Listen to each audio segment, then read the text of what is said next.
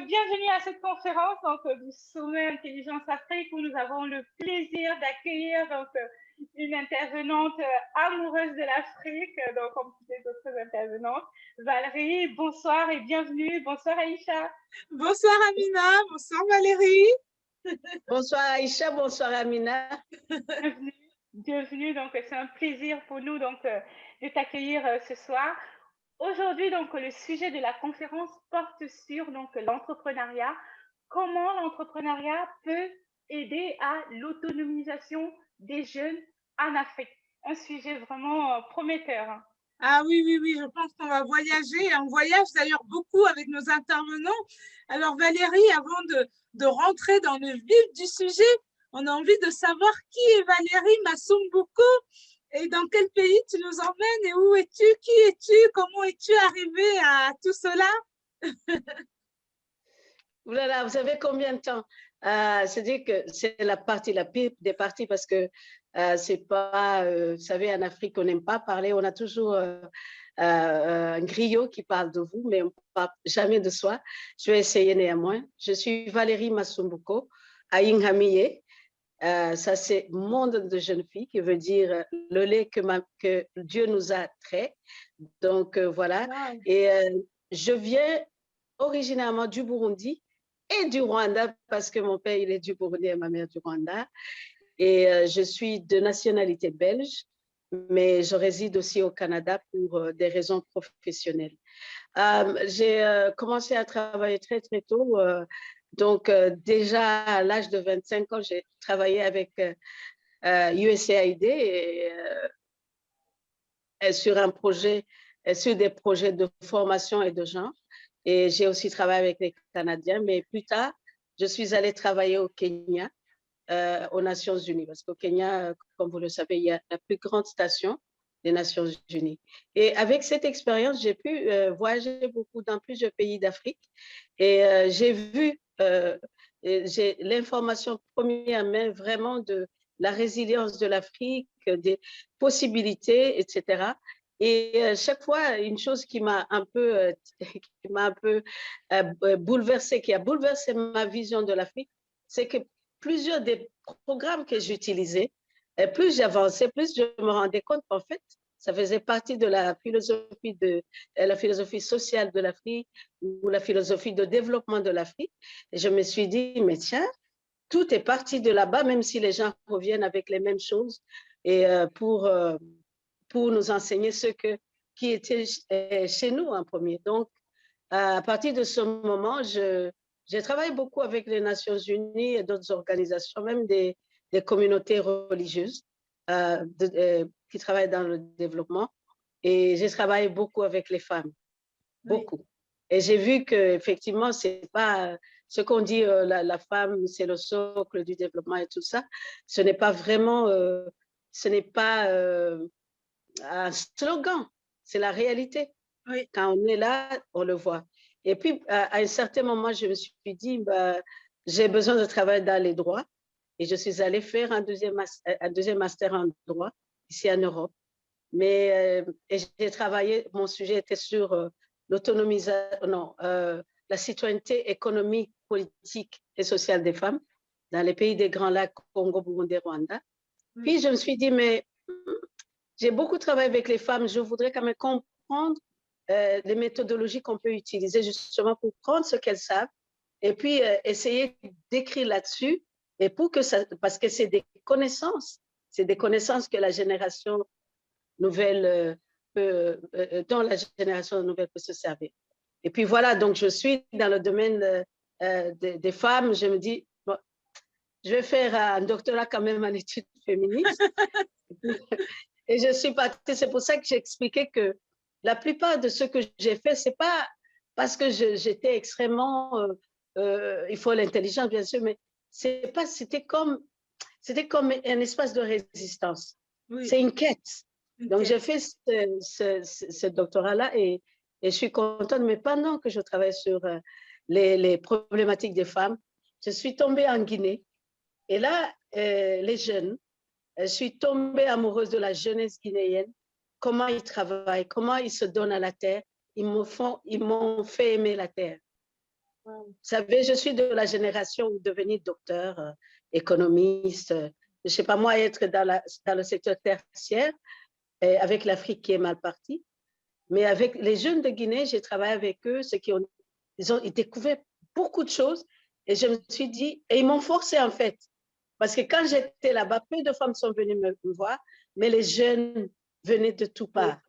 Et ils ont dit, mais tu travailles avec les femmes et ça marche très bien. Et nous, Voilà. donc voilà comment j'ai commencé.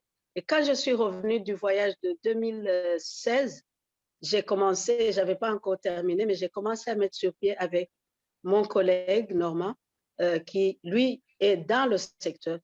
Donc on a créé B-Skills parce qu'on s'est rendu compte, une des choses dont je me suis rendu compte, c'est qu'il y a beaucoup, beaucoup de jeunes qui terminent aujourd'hui et qui reviennent à la maison s'asseoir.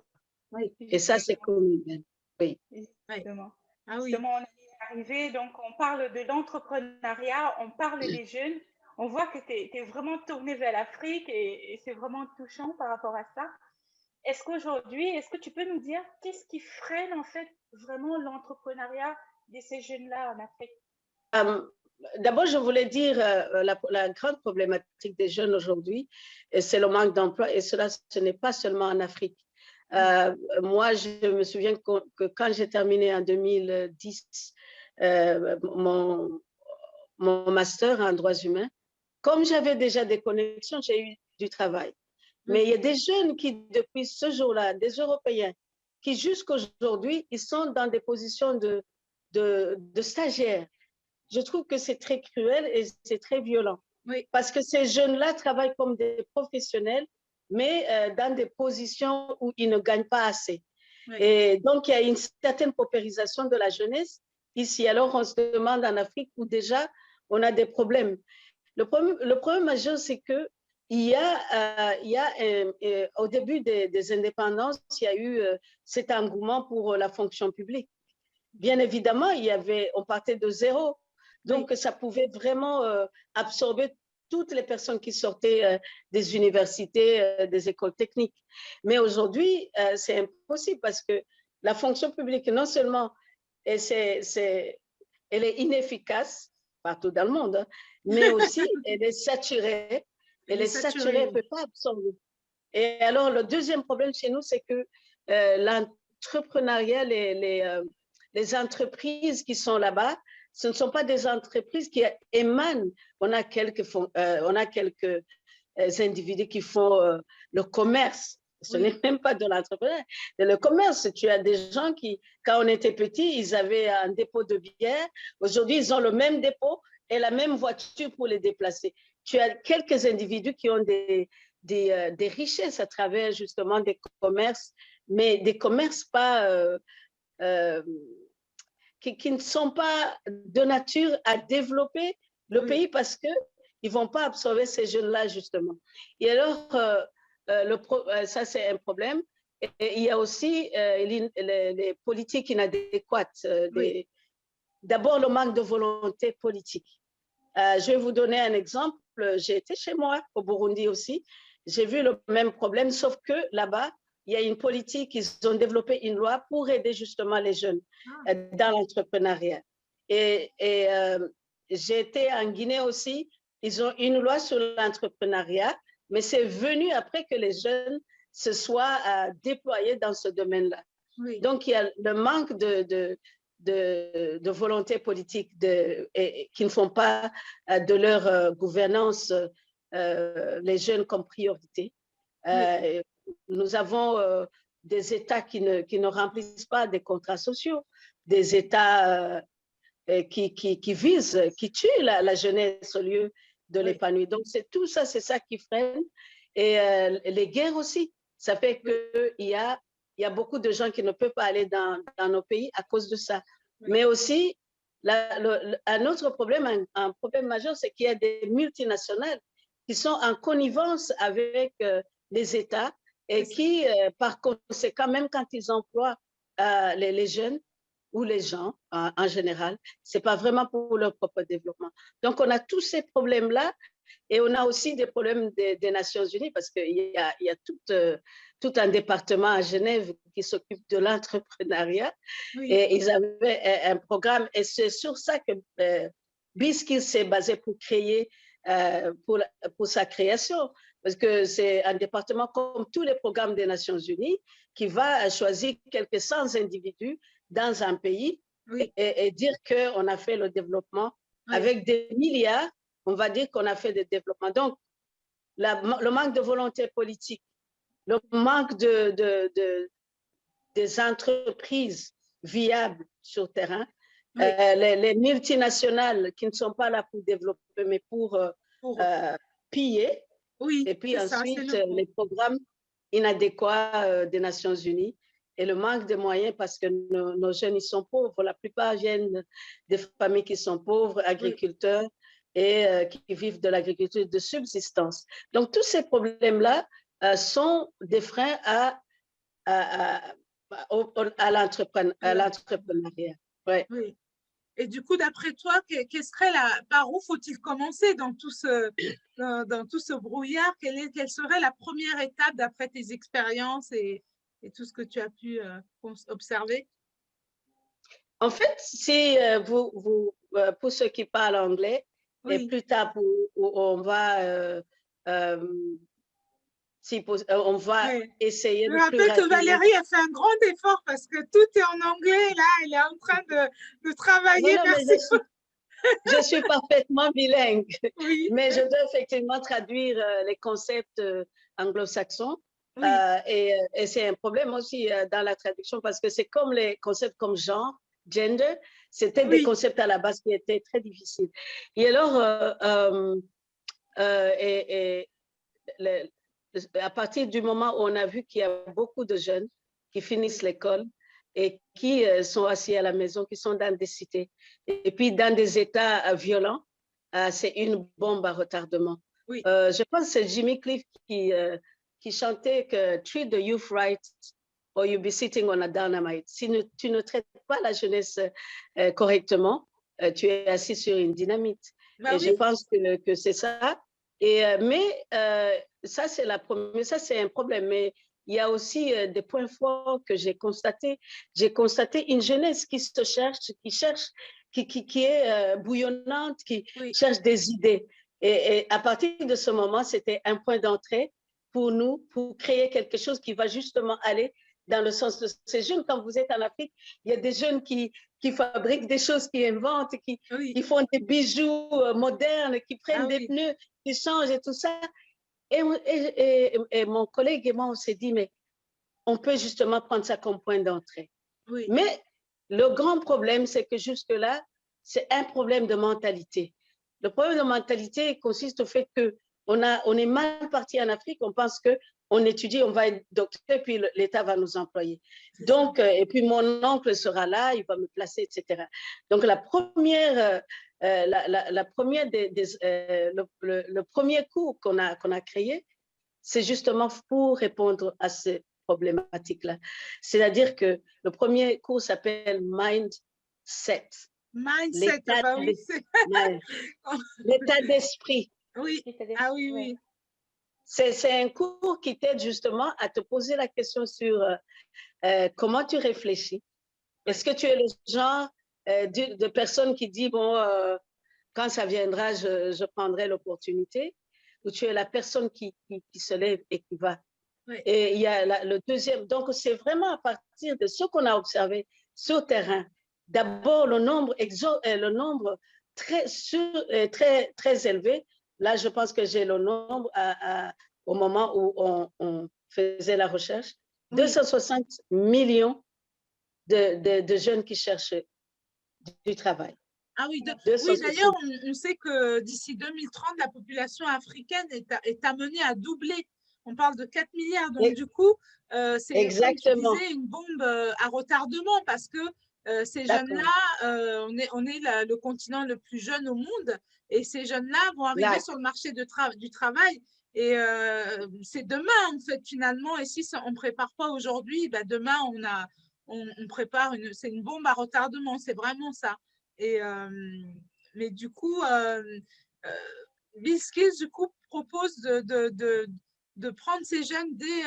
quel est le programme, en fait, et qu'est-ce que… Le programme, justement, c'est d'abord, nous avons un programme en ligne. Oui, J'expliquais où on commence à changer d'abord la mentalité oui, et les aider aussi. Par exemple, quand vous voyez déjà notre message est transmis à travers la première phrase. 267 millions de personnes qui cherchent l'emploi et nous, on fait non. 267 millions de personnes qui créent l'emploi. Donc, waouh, déjà changer cette mentalité. Quand ah vous oui, allez sur, c'est la première image avec Norma Moussengimana, qui est notre PDG et oui, cofondateur. Donc, on veut changer cette mentalité. Et puis, nous savons que les jeunes ont beaucoup d'idées. Alors, le deuxième cours, c'est idéation. C'est-à-dire idéation. vraiment prendre des idées et les transformer. Donc, ce que nous, on fait, quand on fait ce que, par exemple, là, nous sommes déjà au cœur juste pour vous donner un petit coup de genre de cours qu'on fait, on a des journées hackathons. Au lieu Ah, d'aller s'asseoir pour parler, je ne sais pas moi, on va aller draguer, je ne sais pas dans quel quartier, les jeunes s'asseyent pour mettre au monde des idées voilà, et des oui, hackathons. Et alors, des fois, nous, on organise ça et peut-être un jeune va avoir 2 à 3 idées et une va commencer. À l'heure où je vous parle, il y a 2 femmes je vais vous envoyer des vidéos.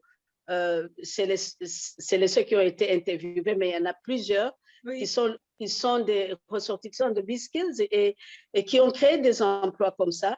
Et donc, à partir de ces idées-là, on part d'une idée à une entreprise, à d'accord, un business. Et d'accord, ça, et à travers les cours sur la plateforme ou alors pour les francophones durs et purs, on fait vraiment des formations en ligne, ce qu'on appelle incubation, incubation des entrepreneurs. Alors nous pensons que ça, c'est vraiment une des solutions, sans être un peu prétentieux. On peut dire que ça, vraiment, c'est un début de solution.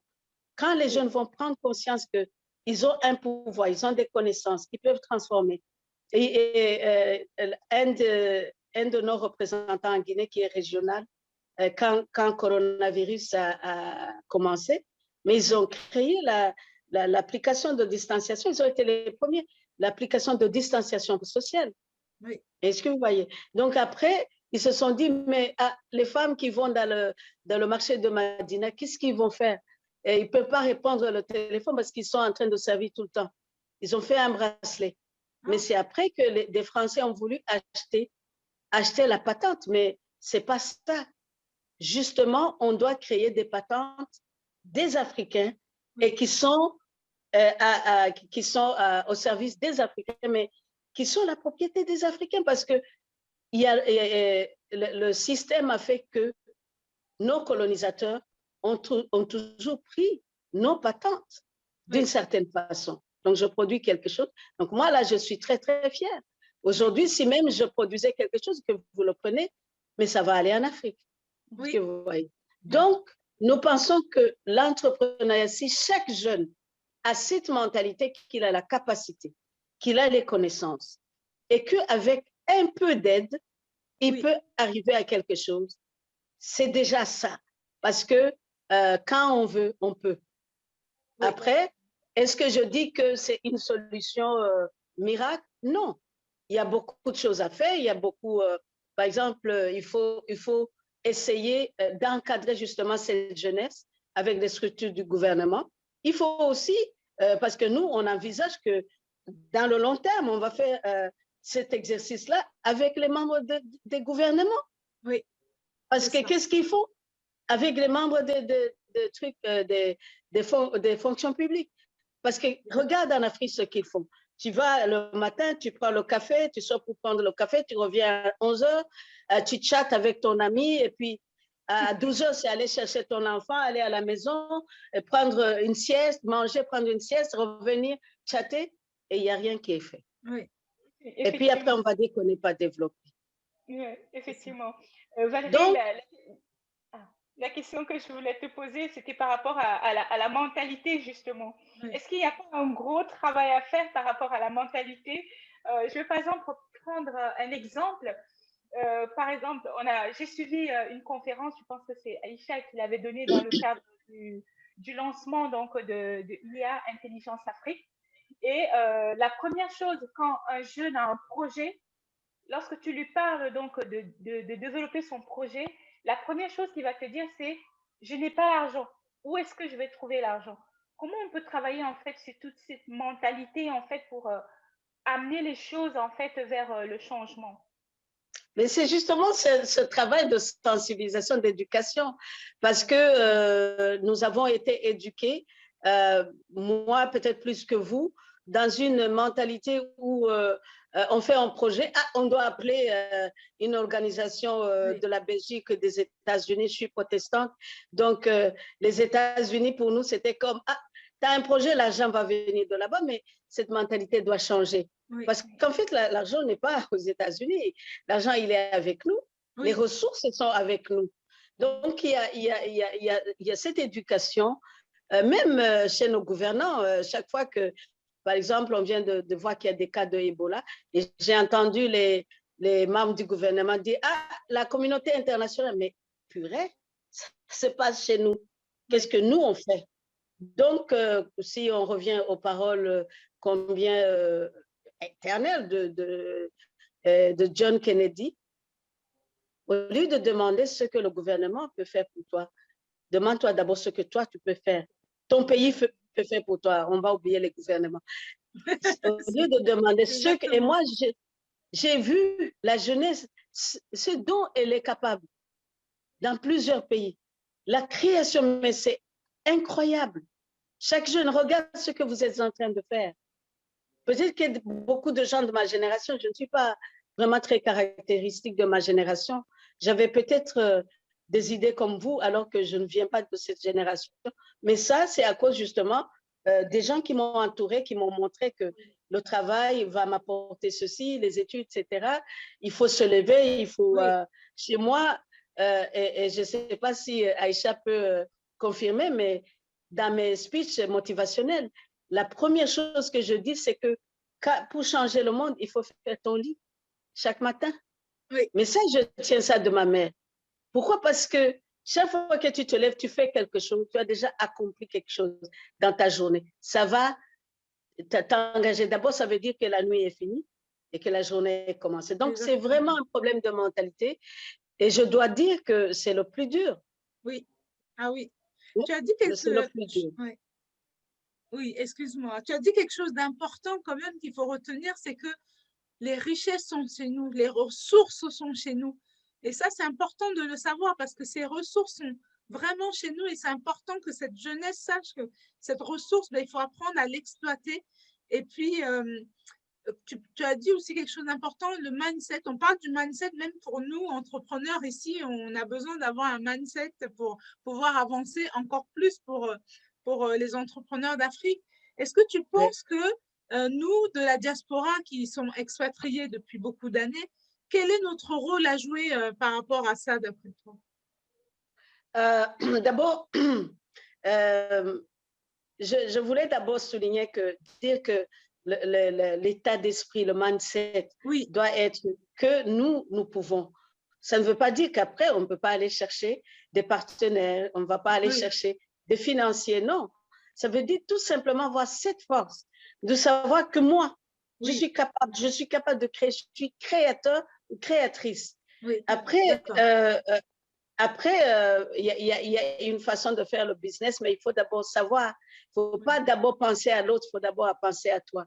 Alors, quel est le rôle que nous, de la diaspora? C'est un grand rôle, justement. Nous pouvons être et dans chaque chose, hein, nous pouvons être des ponts entre les ressources et les idées. Nous pouvons être, nous avons déjà démystifié l'Occident. Donc, nous sommes les plus capables d'en parler. Et donc, quand nous parlons de sensibilisation, j'ai vu Aïcha, la Camerounaise, Aïcha, pas toi, elle a parlé. c'est une influenceuse, mais elle a dit quelque chose mais c'est énorme ce qu'elle a dit. Quand elle disait dans sa façon bon enfant, vous croyez que nous sommes ici, nous sommes nantis, l'Europe, comme vous a présenté, c'est pas ça l'Europe, mais c'est ça. Moi, je l'ai écouté, j'ai dit, mais on doit la recruter pour venir enseigner le mindset. C'est ça. Donc, nous, on l'a mis dans une forme de cours là, mais il y a aussi d'autres choses sur lesquelles on doit travailler. On doit travailler sur les notions de leadership qui nous enseignent aussi que le leadership, nous le portons. Il ne faut pas dire aux jeunes, vous êtes les leaders de demain. Non, ils sont les leaders d'aujourd'hui parce qu'ils peuvent développer des choses. Donc, quand vous leur dites, vous êtes des leaders de demain, mais ils vont aller se coucher et attendre d'avoir, je ne sais pas moi, 35 ans. Demain. Oui. Donc, voilà, il y a... Moi, j'ai envie de dire, Valérie, président. Donc, voilà, il y a ce rôle. Nous pouvons leur parler, nous pouvons être des ponts, mais parce que nous avons les deux informations. Donc, c'est facile pour nous de faire un certain équilibre entre les mythes et la réalité. Oui, c'est ça, exactement. Je pense que nous avons cette autorité-là. Après, il faut aussi être humble parce que nos populations, je dis toujours que les populations qui ont développé l'Afrique, ce n'est pas nous. C'est les mamans qui sont dans les marchés et c'est les paysans qui sont dans les champs. Pendant que les gens papotent sur la politique, ces gens-là travaillent chaque jour sans rien demander. Et pour vous donner, par exemple, un exemple très, très rapide, sur ma page Facebook, il y a un projet qu'on a commencé. Pourquoi? Parce que je suis tombée sur un monsieur qui est dans le fin fond de... Je suis sur la Guinée aujourd'hui, il y a des raisons, hein, mais je n'ai pas toujours été sur la Guinée. J'ai été sur le Congo, j'ai été sur le Burundi, et la Guyane anglaise, voilà. Mais il a un salon, je vais t'envoyer tout de suite la photo après. Et dans ce salon, c'est un salon vraiment, tu vois, le village, quoi, avec une maison en terre, non cuite. Non, en terre. Et puis, c'est écrit Salou de Kouafou. Hein? Salou de Kouafou. Tu vas voir, je vais t'envoyer la photo. Et alors, la photo elle tombe sur Facebook et sous les brouhahas des Facebookers. Regarde, il est bête, etc. Mais le mec, il a eu l'intelligence de mettre son numéro de téléphone. Malgré le fait qu'il n'a pas pu écrire correctement salon de coiffure, il a écrit salon de coiffure. Je suis sûre que nous comprenons tous. Surtout qu'après, il y a un dessin de ciseaux, je crois. Il a mis son... Et avec mes collaborateurs, j'ai envoyé quelqu'un. Il a retrouvé. Wow. Et oui. Et puis, on lui a demandé ce qu'on pouvait faire pour lui. Au départ, on voulait vraiment pimp my saloon, quelque chose comme ça, transformé. Et il nous a dit que les gens, en fait, l'appellent pour l'insulter. Parce qu'il a mal écrit le français. Au lieu de l'appeler et de lui dire, tiens, franchement, tu sais te débrouiller, même si tu ne connais pas le français, au moins, tu es en train de faire quelque chose, honnêtement. Voilà donc la mentalité aujourd'hui. Au lieu de se dire, cet homme travaille, mindset. Et alors, la fin de l'histoire, c'est qu'il y a des gens qui se sont mobilisés autour de moi. Aujourd'hui, on lui a trouvé quoi? Presque 5 millions pour acheter des matériels. Non, parce que j'ai lancé cette histoire comme un challenge au mindset. Au lieu de se moquer de lui, il est en train de vivre honnêtement et il a créé quelque chose. Donc, voilà. Donc, le mindset, c'est vraiment quelque chose sur lequel on doit travailler. Alors, nous devons aussi respecter les connaissances empiriques et intellectuelles, parce qu'il y a beaucoup d'intellectuels en Afrique. Hein, quand on y va. Quand tu vas avec tes habits, tes fringues, là, tu arrives là-bas, ils sont bien fringués. Hein. Ils investissent. Donc, voilà, Mindset, c'est très important. Après, il y a cours de ideation, créer ton entreprise, comment choisir les partenaires, comment tout ça. Et parce que c'est pas facile. C'est pas facile. Ouais. Wow. Valérie, on t'écouterait pendant des heures tellement c'est intéressant, mais je pense que le message est passé. Hein. Moi, je retiens mindset pour commencer, et puis les méthodes d'idéation. Finalement, vous utilisez des méthodes d'innovation nouvelles, en fait, et c'est très bien de mettre ça au service de l'Afrique. C'est vraiment, voilà, donc aujourd'hui, c'était vraiment, c'était passionnant de t'écouter. Je suis sûre que nos téléspectateurs ont envie d'en savoir plus. Avant de clôturer, je ne sais pas si Bijou, tu avais des questions, parce qu'il y a beaucoup de questions qui, je pense… Oui, c'est vraiment passionnant. Et du coup, j'allais te demander, Valérie, c'est quoi les partenariats qu'on peut avoir aujourd'hui par rapport à ces jeunes concrètement? Comment on les met, par exemple, comment on les met en relation? Comment on les amène vers la concrétisation de leur projet? Comment les rassurer? Comment les mettre sur cette voie de l'entrepreneuriat? OK. D'abord, en créant la plateforme, il y avait une raison, parce qu'aujourd'hui, quand tu regardes les cours, nous avons fait le tour des écoles qui donnent des cours sur le business management ou bien le développement des entrepreneurs, les MBA. C'est des cours très exorbitants. Et c'est des cours qui ont fait des écoles qui ont fait de ces cours-là inaccessibles. Donc, c'est même une sorte de clubage, quoi. Il y a des clubs. Donc, on ne peut pas aller à Harvard, on ne peut pas aller, même, il y a une école ici à Bruxelles. Dès qu'on parle de business, c'est vraiment comme, c'est réservé à certaines personnes. Donc, ça, c'est aussi une idée sur la méthodologie. Nous avons voulu d'abord démocratiser ces cours-là, faciliter pour que chaque personne, et nous avons l'intention de les traduire. On est en train de les traduire en français, mais nous allons aller plus loin, nous allons les traduire parce que dans notre région, on parle le Swahili. Il y a au moins 6 pays qui parlent le Swahili. On va les traduire en Swahili. Wow. Et il y a des étudiants, parce qu'il y a des étudiants qui nous étudient, qui ont fait une étude de marché pour nous, B-Skills au Mexique. On est en train de regarder. Et ce qui nous bloque, c'est la langue et tout.